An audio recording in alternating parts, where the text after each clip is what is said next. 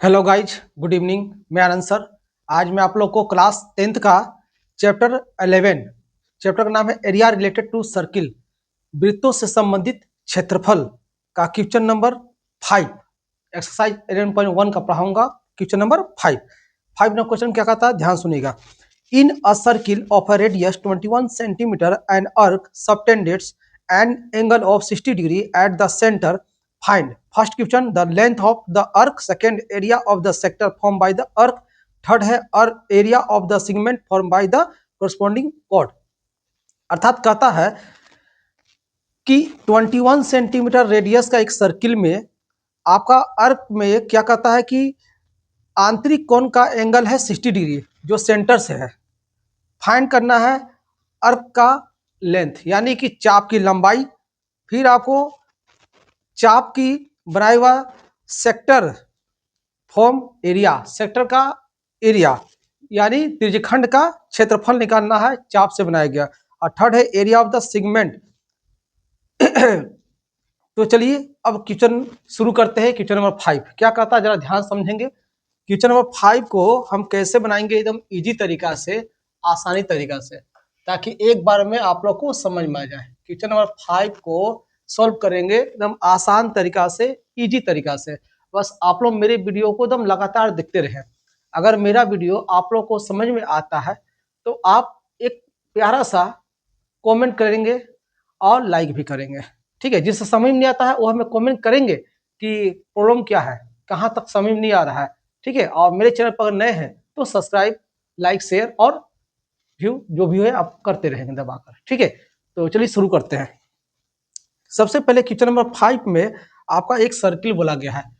तो सर्किल का क्वेश्चन है तो सर्किल तो बनाना पड़ेगा ही। तो मैंने एक सर्किल ड्रॉ कर लिया और एक सेंटर ले लिया और सेंटर का नाम ओ दे दिया। यहाँ कहता है कि सर्किल ऑफ रेडियस 21 सेंटीमीटर जहां पर एंगल 60 डिग्री है। तो आपका सेंटर से एट द सेंटर पर जो है एक क्या बना दिया है, सेक्टर बना दिया गया है। जो रेडियस में आपको यहां से खींच लिया और यहां से खींच लिया, ठीक है। ये इसका बन गया, एक सेक्टर बन गया, एक त्रिज्यखंड बन गया, ठीक है। ये त्रिज्यखंड बन गया, एक सेक्टर बन गया। और क्या है इसमें, इसमें कहता है कि 21 सेंटीमीटर का रेडियस है, 21 सेंटीमीटर का रेडियस है, ठीक है। ये क्या है, एक सेक्टर बन गया और 21 सेंटीमीटर क्या है, रेडियस है। और जहां पर सेंटर ओ पर एंगल कितना डिग्री दिया हुआ है, तो 60 डिग्री दिया हुआ है। तो ये एंगल हो गया आपका 60 डिग्री, ठीक है। अब ये सेक्टर बन गया। अब कहता है कि एक अर्क बना हुआ है। देखिए अर्क का बात कर जाए तो देखिए इस सेक्टर का अर्क ये है। मैंने आपको इंट्रोडक्शन क्वेश्चन बता दिया था, ठीक है, कि ये सेक्टर है एक कौन सा, तो माइनर सेक्टर है, ठीक है। एक मेजर सेक्टर होता है, इसके अलावा जो बाकी बचा हुआ है यहाँ से भी आप लेंगे तो एक अर्क खींचाएगा, ठीक है। तो ये अर्क बड़ा वाला जो होता है इसके अंदर वाला ये होता है मेजर सेक्टर। और यहाँ से जो छोटा अर्क खींचे हैं इसके अंदर जो आया है वो है माइनर सेक्टर। तो हमें बात करता है क्या, तो यहाँ बात करता है कि area of the sector form by the अर्क के द्वारा बनाया गया। तो यहाँ पर से आपका एक हम कोड ले लेते हैं, ठीक है। अब आगे बढ़ते हैं, क्या क्या कहता है ध्यान समझेंगे। सबसे पहले मेरे पास है क्या, मेरे पास थीटा, एंगल को हम थीटा बोलेंगे। थीटा का वैल्यू 60 डिग्री आपका गिवन है। रेडियस त्रिज्या का वैल्यू कितना दिया हुआ है, 21 सेंटीमीटर, ये गिवन है। 21 सेंटीमीटर भी आपका गिवन है, ठीक है। ये दो चीज दिया हुआ है। तो फर्स्ट क्वेश्चन में आते हैं हम लोग। क्वेश्चन नंबर फर्स्ट में बोलता है द लेंथ ऑफ द अर्क, द लेंथ ऑफ द अर्क, द लेंथ ऑफ द अर्क, द लेंथ ऑफ द अर्क, आपको यही फाइंड करना है। द लेंथ ऑफ द अर्क जो है आपको फाइंड करना है, यानी कि चाप की लंबाई आपको फाइंड करना है, ज्ञात करना है। तो फार्मूला क्या होता है इसका, इसका फार्मूला होता है theta by 360 degree into 2 pi R, ये फार्मूला हो गया। अब देखेंगे पाई का वैल्यू क्या दिया हुआ है। क्या यहाँ पर पाई का वैल्यू दिया है, कुछ नहीं दिया है। अगर कुछ नहीं दिया है तो 22/7 लेके हम चलेंगे, यानी पाई का वैल्यू जो है आपको 22/7 लेके चलना है, कुछ ना दे तो, ठीक है। अब इस पे हम क्या करेंगे, पुटअप करेंगे। थीटा का वैल्यू देखिए आपका गिवन है 60 डिग्री, एंगल आपका जो है थीटा है 60 डिग्री दिया हुआ है, तो यहाँ पर 60 डिग्री आपको हो गया, ओपन में 360 डिग्री, ठीक है इतना। नेक्स्ट इंटू 2 पाई आर, 2 पाई का वैल्यू आपको पहले ही बता दिया गया है कि गिवन है 22/7, और रेडियस यानी आर जिसको बोलते हैं त्रिज्या, ये कितना दिया है 21, तो मैं यहाँ पर 21 पुटअप कर दिया, ठीक है। ठीक है, अब ऊपर से नीचे बारी बारी से आप काट कूट करके आप मल्टीप्लाई करके आंसर ला सकते हैं। तो ये जीरो कट गई, और 6 का टेबल पढ़ेंगे, 6 6 जा 36, बराबर नीचे था तो 6 नीचे लिखा गया, ऊपर कुछ नहीं तो 1 आप समझ सकते हैं, ठीक है। क्या आप कहीं कट रहा है, जी हाँ, ये 2 से आप यहाँ काट सकते हैं, 3 बार में कट गया, ठीक है। और ये 7 को ये 21 से काट सकते हैं, 7 3 जा 21। अब बाकी ये देखिए 3 यहाँ भी कर दिया, 3 से 3 बचा, क्या टोटल रिजल्ट आपका 22 बचा, ठीक है। अब 22 क्या है लेंथ, तो सेंटीमीटर में है तो इसको सेंटीमीटर में ही छोड़ देंगे, लेंथ पूछा गया है, एरिया पूछेगा तो स्क्वायर कर देते हैं हम। तो फर्स्ट में क्वेश्चन का आंसर आ चुका है। अब आते हैं हम सेकेंड में क्वेश्चन में। सेकेंड में क्वेश्चन क्या कहता है, ध्यान समझेंगे। Area of the sector form by the अर्क, अर्क के द्वारा बनाया गया सेक्टर का एरिया निकालिए, यानी चाप के द्वारा, ये देखिए यही है जो चाप के द्वारा बनाया गया जो है ना, ये आपका सेक्टर है, यही आपका त्रिज्यखंड का क्षेत्रफल निकालना है, ठीक है। यानी पूरा भाग जो है ये क्या है भाग, यही भाग पूरा जो है आपका त्रिज्यखंड का भाग है, ये माइनर त्रिज्यखंड है, ठीक ना, माइनर सेक्टर है, इसी का एरिया आपको फाइंड करना है। तो चलिए लिखते हैं, एरिया ऑफ सेक्टर, ठीक है, area of sector form by the अर्क, ठीक है। Area of sector form by the अर्क, चाप के द्वारा बनाए गए, ठीक है, त्रिज्यखंड का क्षेत्रफल क्या होता है फॉर्मूला, तो फॉर्मूला सिंपल सी है, theta upon 360 degree into pi R square, ये है आपका फार्मूला। अब इसी फार्मूला पे क्या करेंगे हम पुटअप कर देंगे, ठीक है। तो सबसे पहले थीटा का वैल्यू कितना दिया 60 डिग्री, 60 डिग्री आप पुटअप कर देंगे, अपॉन में 360 डिग्री इंटू पाई का वैल्यू तो आपको पहले से बता दिए गिवन है, पाई का value 22/7, 22/7 into radius R, R का वैल्यू कितना है 21, और 2 टाइम्स है 2 बार है, तो 2 बार 21 21 हम लिख देंगे। अब इसको हम काट कुट कर क्या करेंगे आंसर लाएंगे, इससे हम शॉर्ट मारेंगे, जितना उसे काटेंगे पहले, काटने के बाद जो रिजल्ट आएगा मल्टीप्लाई करेंगे और उसमें डिवाइड करके आंसर ला देंगे, ठीक है।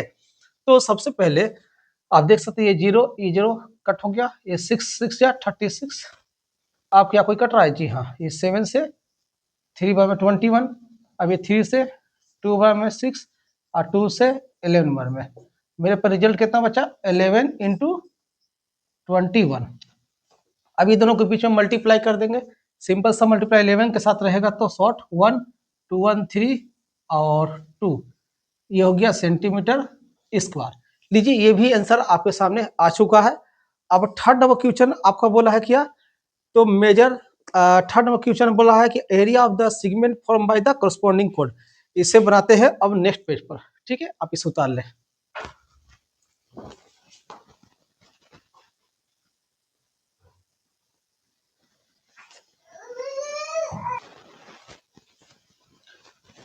अब क्वेश्चन नंबर 5 का third number question, third number question क्या कहता है हम लोग पढ़ते हैं फिर से, एक बार फिर से क्वेश्चन को रिपीट करते हैं।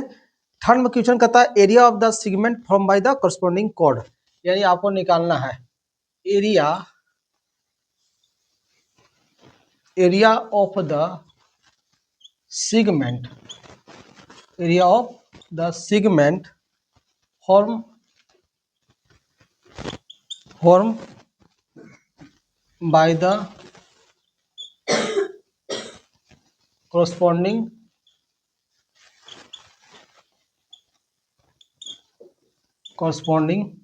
कोड आपको फाइंड करना है। कहने का मतलब है कोरस्पॉन्डिंग कोड का मतलब होता है संगत जीवा। संगत जीवा यानी कि अब जो है आपको पता है संगत जीवा से बनाया गया सेगमेंट का एरिया निकालना है। ठीक है, अब जो है सेगमेंट आपका संगत कोड एगो लेना होगा तो यहाँ से कोड बना देंगे। अब ये कोड हो गया। अब जो है आपको फाइंड करना है ये वाला, ये भाग आपको फाइंड करना है। यही सेगमेंट है आपका कोड से बना हुआ जो है आपका कोरस्पॉन्डिंग कोड यानी संगत जीवा से बना हुआ आपका सेगमेंट का एरिया निकालना है। तो यही कोड बना हुआ है, क्योंकि बाकी तो बचेगा इधर होगा तुम्हारा सेगमेंट मेजर, लेकिन माइनर सेगमेंट है कोड से लगा हुआ है। तो आपको ये एरिया निकालना होगा। इस एरिया को निकालने के लिए हम करें क्या, सोचेंगे ध्यान से। आपको इंट्रोडक्शन बताए थे। अब ये एरिया निकालना है तो क्या करेंगे कि ये बड़ा एरिया देखिए पूरा जो है ना, पूरा भाग यहाँ से यहाँ तक, ये ओ ए बी सी, ये ओ ए बी सी जो पूरा है आपका क्या है, एक सेक्टर है। ठीक है, ये पूरा भाग देखिए यहाँ से लेकर यहाँ तक पूरा सेक्टर है। इस सेक्टर में से अगर ट्रेंगल ए ओ बी को सब्ट्रैक्ट कर देंगे तो ये भाग मेरा बचा हुआ तो निकल जाएगा, इसी से निकलेगा ना। तो यही काम करते हैं। ठीक है, तो आते हैं, ध्यान देंगे।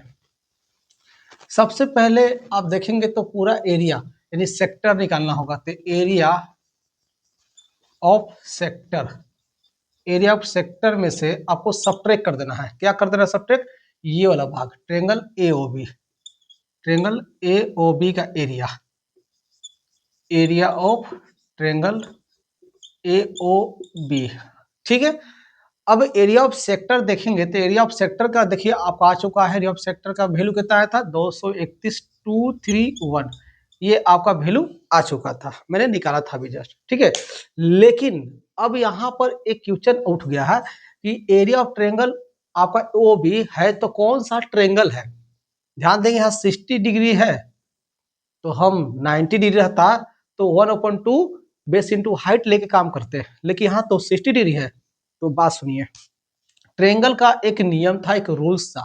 क्या कंडीशन था कि अगर ट्रेंगल में कोई दो साइड, देखिए दो साइड आपका इक्वल है। ठीक है, अगर दो साइड इक्वल है तो इसके सामने वाला एंगल इसके सामने वाला एंगल जो है आपका इक्वल हो जाती है। कहने का मतलब है कि opposite angles are opposite angles equal, opposite angles equal to opposite sides are equal.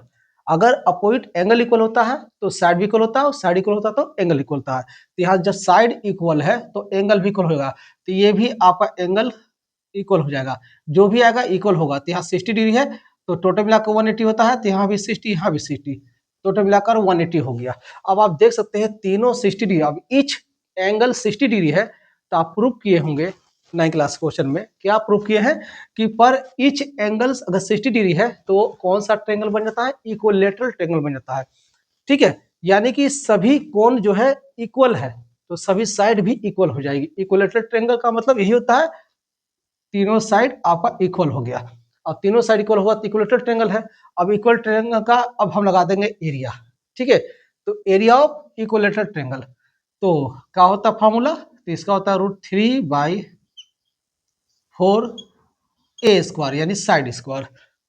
अब यहाँ पर बैठाते हैं 2 3 1 माइनस √3/4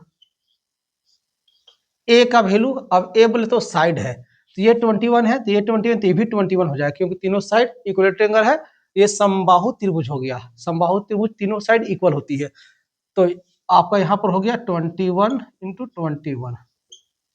क्या करेंगे आगे, मल्टीप्लाई 2 3 1 को छोड़ देंगे माइनस ये 21 22 मल्टीप्लाई करेंगे तो कितना आएगा 4 4 1 आएगा, और इनके साथ मल्टीप्लाई √3/4। ठीक है, अब इसके बाद देखिए √3 का वैल्यू नहीं दिया है तो आप आगे क्या कर सकते हैं, फ्रैक्शन कर सकते हैं माइनस का। तो ये 4 का 4 यहाँ लिख दीजिए, इस 4 को यहाँ से मल्टीप्लाई कर दीजिए, 4 1 जा तो यहाँ लिख दे रहे हैं 4 1 जा 4, 4 3 जा 12। ठीक है, 4 3 जा 12, 1 कैरी, 4 2 जा 8, 8 1 9 माइनस 4 4 1 √3। आप चाहे तो इतना ही आंसर छोड़ दीजिए, या आप चाहे तो आगे बढ़ाकर इतना आंसर लिख सकते हैं। आपका ये आंसर जो है फाइनल हो गया। देखिए मैं इजी तरीका से, आसान तरीका से, बहुत ही आपको एकदम वीडियो को थोड़ा सा लॉन्ग किए हैं आपको समझाने के लिए, बहुत स्लो चले हैं ताकि आप एक बार में समझ जाए। इसे समझाने के लिए मैंने आपको थोड़ा लेट किया, थोड़ा सा स्लो किया ताकि आप एक बार में समझ जाए। अगर समझ में आ गया हो तो आप जल्दी से आप प्यारा सा कमेंट करेंगे और साथ साथ जो है आप लाइक करेंगे, और नए हैं चैनल पर तो वो जल्दी से हमें सब्सक्राइब और शेयर करेंगे। तब तक के लिए जय हिंद, जय भारत।